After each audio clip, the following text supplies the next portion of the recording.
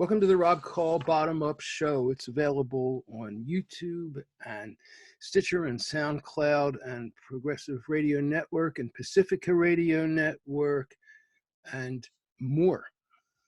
And my guest for this show is Magda, Popa, MD. She's the author of the Amazon bestseller, Keep Away from GRAS, GRAS, and she's a board-certified internal medicine physician. After 16 years in private practice, her autoimmune arthritis forced her into early retirement. When she stopped practicing medicine, she began to analyze and research her suspicion that certain chemicals present in everyday products were worsening her arthritis symptoms. Low-dose exposure to certain other chemicals also present in commonly used products may have been the culprit in her worsening migraine, headaches, and even the more bothersome recurrent breast abnormalities. Dr. Popa noticed improvements by taking a different approach and looking at these diseases from a different perspective. When she eliminated the chemicals from her body, her symptoms were alleviated. Through her experience, she figured out these generally recognized as safe, the abbreviation is GRAS, substances, are not necessarily safe, inert, or inactive, and are chronic but constant exposure, even at low doses, can have an as yet unidentified or not fully accepted impact on our health. She's also the founder of Healthy Strategies Consulting, which aims to heighten consumer awareness of what hidden dangers may be sitting on their bathroom shelves, pantries, laundry room, in their foods, and even in their medications. Her mission is to help people suffering from migraines, breast abnormalities, and autoimmune diseases who are not obtaining answers from conventional medicine. Her website is marcellamagdapopamd.com. It's great to have you on the show. Welcome. Thank you. Thank you. So you basically had to quit being a doctor because you were having so many problems, and you ended up discovering that they were chemicals that occur every day in the things that we use all around us. That's true. I had a hard time working after my stubborn arthritis did not respond to medications, the conventionally used ones. And through the years, I kind of developed a certain suspicion about certain products, self-care products, like a cream, for instance, like a moisturizer cream, that seemed to be worsening my my symptoms. And of course, I dismissed the idea. I thought, nah, this is too far-fetched. It's not possible. But it kept on repeating over and over. And then the cream was making my elbows swell up when I applied it. And it's not an area where I've used cream, but it happened each and every time, even after longer breaks.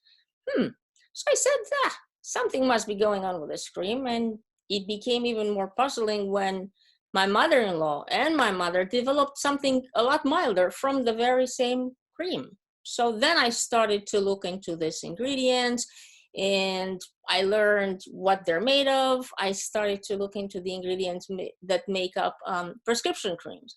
And then I moved on to medications, even oral medications or intravenous medication.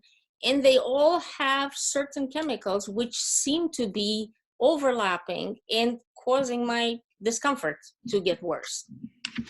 And eventually you came up with your book, Keep Away from GRAS, generally recognized as safe. Mm-hmm. And there are literally tens of thousands of chemicals that are in our food, in our skin creams, in the capsules that our medicines are made from. Yes. That really we haven't done any testing on, that haven't been vetted properly. Well, that's why they're called generally recognized as safe, because some testing has been done, but they use huge amount of doses to conduct this test in animals. And these are doses that are never achieved in everyday routine. However, my point is that even exposure to low amounts, but chronic exposure, pretty much with numerous products we use every day, could amount to something that it's detrimental to our health in the long run. So it's not like you're going to take a dose of something and you're going to overdose on it, but that it's going to drip, drip, drip in your life until it has an effect that can be pretty devastating, really. I mean, it forced you to quit your job. Yes, well, I'm not saying that this is the only thing that contributed to my arthritis. Obviously, the genes play a role in this, and there may be other things, although none of them are truly identified for sure. But what I noticed over and over, it was no imagination. It was for real. And you say you're focusing on helping people who have migraines, breast abnormalities, and autoimmune diseases. Yes. And a good chunk of your book talks about like estrogen mimics. Estrogen mimicking chemicals, yes. Yeah, and there's a whole lot of them. I mean, the book really itemizes. I was surprised how many, and how many of them I recognize the names of. Yes, some of them have more complicated names, other and easier names, but they all play a role in acting on either on the estrogen receptors, either mimicking them in other way. And to me, the most interesting and quick result was when I eliminated this chemicals was the fact that my migraine headaches improved. The main reason I did it is because I had this puzzling breast abnormalities year after year diagnosed on mammos and ultrasounds, and I just couldn't figure out why. And of course, I didn't get an answer. Nobody is able to say why with no family history and no other risk factors. And then when I removed all this from use, which took me obviously a couple of years to figure this out, but when I removed them, I mainly did it to see if they'll make a difference on my breast testing. And quickly after, like maybe within a month or two, it actually made a difference on my migraines. And I said, oh my God, that's gotta be something. And it was. And the next testing, breast testing, was with a lot more benign and non-suspicious findings. And it had kept on continuing this way until now. So I keep doing the same thing. I spoke to the breast surgeon. He said, hey, if it can't hurt, why not? So I obviously do whatever the conventional medicine asks me to do in terms of following up with the doctors and so on and so forth. But if I notice something that's unusual and it makes me feel better, if it's safe, I make those changes. So what did you stop using or taking that helped your migraines? The first things were eliminating certain chemicals in the cosmetics, like in creams and toothpaste, and in let's say some of them are called parabens, others are called phthalates. I eliminated perfumes, which I miss, by the way, but hey, to hell with them if I don't get migraines, if they play a role in it. Thereafter, I started to figure out that aluminum is one of the what is called metalloestrogens. So it's a metallic compound that's acting like an estrogen, and it's heavily used in deodorants. But we're getting plenty of exposure to aluminum through other ways. And then the non-stick cookware has something that also acts as a foreign estrogen. And I replaced those two. Bisphenol A, which is one of the ingredients that made a lot of headlines probably about in 2008, but it's still used in, let's say, canned food. You buy a can of tomatoes or tomato sauce. That bisphenol A helps to not that can to rust. Yet it's a resin that's acting as an estrogen in our body. Ew. So there are a few more, but I paid close attention to those, and I'm very happy to say that, hey, I don't suffer of migraines as much as I used to. I was at the point when I was getting them every day, every other day. Now I still get them, sometimes a little more severe than others, but maybe every 2 weeks, every 3 weeks. That's a life-changing difference. Totally. And the funniest thing is that when I go to restaurants or when I go to, and I ask this kind of questions, what kind of cookware do you use? You know, people look at me like, what's wrong with her? But hey, if I could buy a day of life without a migraine, I don't care if they say I'm crazy. So what kind of cookware should people use? I think the ceramic cookware is good, stainless steel, glass for storage of food, and probably for like short duration, I occasionally use plastic number 5, which is safer. Definitely not anything that's plastic number 3 or 7. So there are a couple of little things that people could do to eliminate the exposure to estrogens, and changing the way we cook and store our food is one approach. What about, but now you're also saying it could be in deodorants and skin creams as well? Absolutely. Yep. Some of them are there. And fortunately for us, there are many companies that produce healthier products, cosmetics that work just fine. I found creams without estrogens. I found deodorant without aluminum. I found pretty much any product that I plan to use, including certain makeup products. I don't really use them, but they're available. And I know for women, it's kind of hard to give them up. For me, it wasn't such a big deal because I wasn't using much. Not that I don't need it, but it's too much time consuming. But they're available out there. Now, you said you stopped using perfumes too. What's Yes.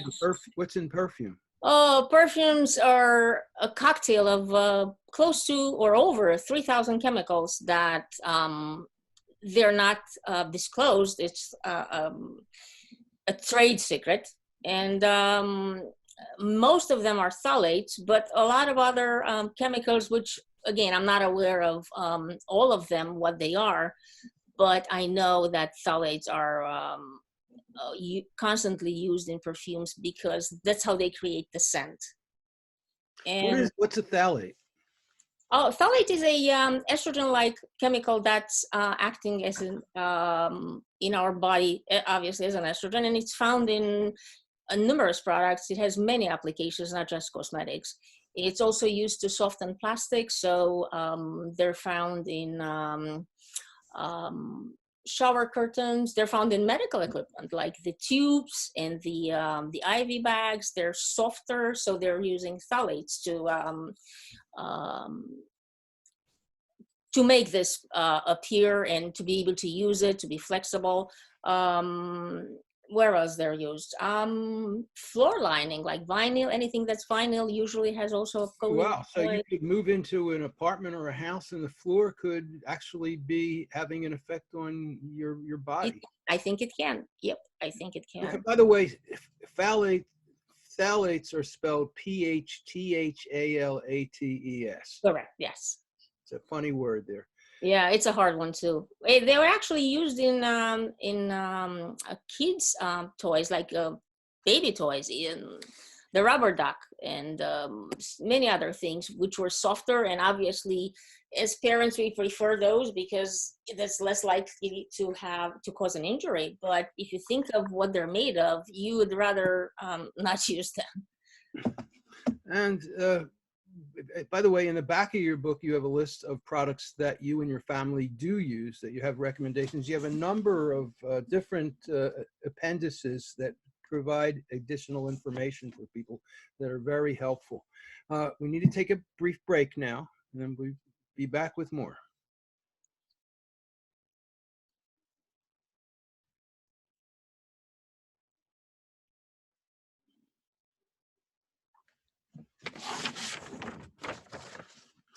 And my guest for this show is Marcella Magda Popa, MD, the author of the Amazon bestseller, Keep Away from GRAS, generally recognized as SAFE, is what that stands for. And her website is drpopaslist.com, drpopaslist.com. And she got into this because she was practicing as a physician for 16 years, and she developed an autoimmune arthritis problem that forced her into early retirement. And so now she's come up with some very valuable information. Now, I call the show the Bottom Up Show, and I wrote a book, The Bottom-Up Revolution. And part of what I talk about in the book is how there's a bottom-up way of looking at health. And I think what you're talking about here is that bottom-up way of thinking. Health is not just about how you exercise or even what you eat, although clearly that's part of it, but it's all the stuff around you. That's called upstream medicine in one vernacular. The stuff that flows on down to you and that affects your health. That I think most physicians don't even pay attention to this, right? No, we don't. I mean, we weren't trained to do it. I actually now, as I learned all this and I did my research, I realized I'm not alone into it because a lot of people complain to me about some unusual side effects from medications, mostly that I couldn't explain based on the active ingredients. We're very well trained to take into account the active ingredients. The inactive ones, because they're inert, we usually don't pay attention to unless maybe there is some allergic reaction, which again, we can't blame the active ingredient, and then we pay a little more attention to the inactive ones. But from my perspective, from the way I look at them now, a lot of the ingredients in medications, and I'm not referring just to adult medication, pediatric medication, even the baby drops, they have all these chemicals in them, and intravenous medications, they all have quite a good amount in it. Imagine you take a large pill that you swallow that has a lot of inactive ingredients, and some of them are needed. What puzzled me more was the fact that for the same active ingredients, some manufacturer put maybe 15 inactive ingredients and some others use 5. So I don't think we really need as many. I just think that that's the way the industry runs, and they make their own recipes. Now you're talking about ingredients that are in liquid formulas, that are in the capsules, that are in the material that the drug is in with as a powder, or what do you are all of the above? Everything, all of the above. Yeah. Now you posted a few articles at my site opednews.com educating people, and the last one was about capsules. Yes. So talk to us about how drug capsules can have an effect on us. What's the story with them? The story with them is the material that the capsules are made of. They're listed as vegetable or vegetarian capsules. But in reality, although it's true that they're made, some component of them is cellulose fibers, the other one is propylene oxide. So that's nothing vegetable about that. That's a petroleum derivative. And just to give a better hint as to what this component is produced and used mostly, it's used to make the plastic number 5, which is polypropylene, which is the safest plastic, by the way. But to swallow something that's similar to that plastic, I don't really think that's something I wanted to do.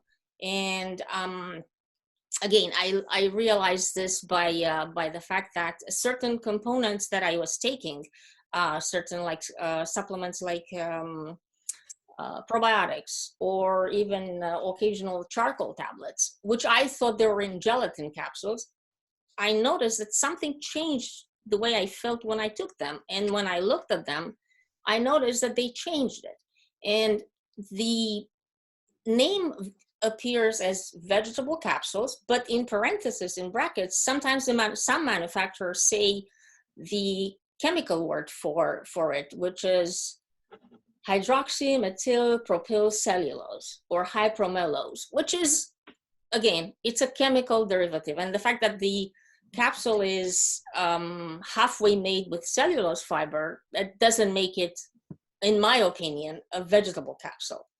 Yes, it's true, it's not a gelatin one, because a lot of people have problems with that, but I don't find it as a vegetable. I don't look at it as a vegetable capsule per se. So you said that's hydroxypropylmethylcellulose is the word. What is that? Yeah. What is it? That's the derivative made from cellulose and this other components that start from propylene oxide. So propylene oxide is a petroleum derivative.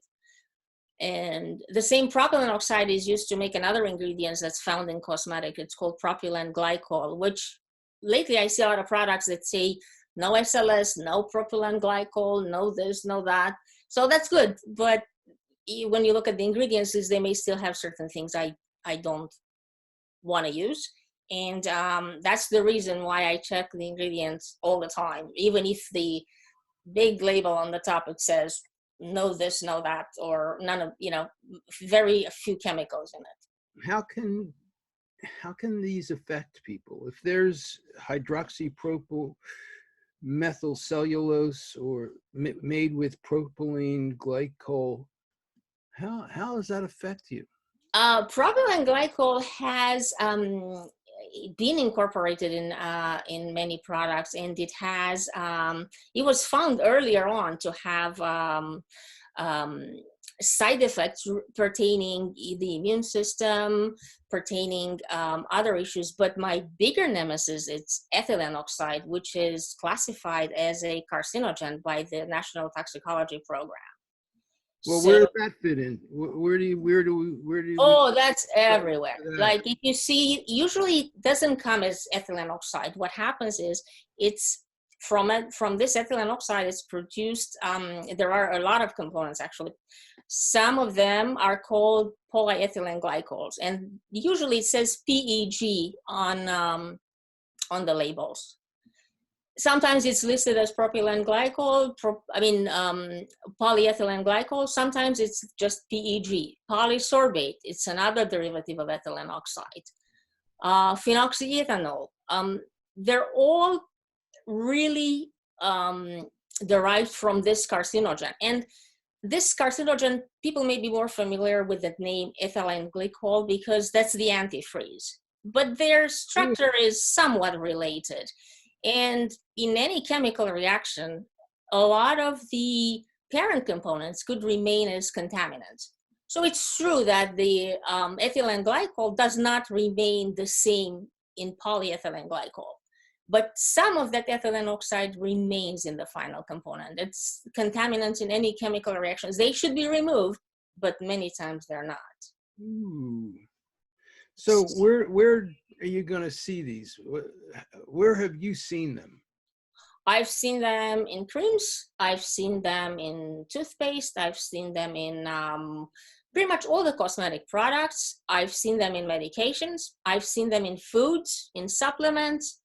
And believe it or not, derivatives of polysorbate or other ethoxylated products are used in bread. They're used in fat-free cottage cheese. They're used in salad dressings, especially the creamy ones. They're used in pickles. You open a pickle jar, the liquid has polysorbate in it in order to make it look clear. It probably is less appealing for a customer to buy a jar of pickles and to see that it has polysorbate 80 in it. So this in ice cream, in frozen custard desserts, they're obviously meant to have an impact on the way the product looks when you buy it and when you open it. So obviously there are other preservatives, they extend the shelf life. But all these components, yes, they're making the product look more appealing, but it's obviously, in my opinion, less healthy, much less healthy. So if you were to name, let's try that again, got an echo there. If you were to name 3 of the worst additives for people to avoid, looking at ingredients in foods and makeups and creams, what would they be? I would say any of the ethylene oxide derivatives in any form, which are, like I said, some longer names, like polyethylene glycols or polysorbate. Phenoxyethanol is another one. So that's one class. The other class are phthalates or parabens, which are estrogen-like chemicals. All right, let me just get that. Phthalates and parabens. Mm-hmm. All right, so 1 is ethylene oxide derivatives, 2 is phthalates and parabens, okay, and 3? And the third one would be what is PTFE, PFOA, perfluorooctanoic acid, which is part of the cookware, non-stick cookware. Perfluorinated chemicals, let's put it this way, it's easier, maybe. Fluorinated chemicals. So what would be the kinds of coatings on cookware that people should avoid? Teflon? Yes, Teflon, yeah, that's one of them. And what are some other ones? Well, it comes under different names. Not everybody looks at it as Teflon, but that's the basic idea. So it's basically a pan that has some kind of a plastic on it that is supposed to keep things from sticking. Yeah, it's not really a plastic, but yes. Oh, and the other thing that's important about this is the fact, let's say, for instance, hamburger wrappers, fast food wrappers, anything that contains greasy food has this PTFE coating or Teflon-like coating, because this is the way to prevent the grease from going through the package. And the same thing happens for most of the brands of paper cups. Like, you know, you buy a cup of coffee. In order for the coffee not to leak of that cup, you need a coating. And most of the time, this is achieved by Teflon-like material. Ooh, what's the worst case that you've ever encountered in terms of somebody having a response to this kind of stuff? Besides me, I saw good responses in closer friends who had lots of headaches. And when I discussed with them about all these chemicals, they removed them and they said, I see a difference. Okay. So I remember so many of my patients were complaining of really worsening headaches, migraine headaches that would never improve or improve very little with the conventional medications. They were supposed to take some daily therapy to prevent them. That's how frequent they were. And I at that time, I didn't know about these chemicals and that could cause it. I mean, if they cause it for me, if they caused it for my friends, I think that a lot of people may benefit from not using it. Or at least give them a try. What are name 3 products that people should avoid if they have migraines? 3 products. Okay, so let's say we're not using anything that contains phthalates or parabens. Like what? What would they buy that would have? They're everywhere. There any conventional products that you get off the shelf in a drugstore, at the beauty counter, is very likely to have that. All right, so we went over this then. So it's not like there's really common ones that people should avoid. I'm sorry?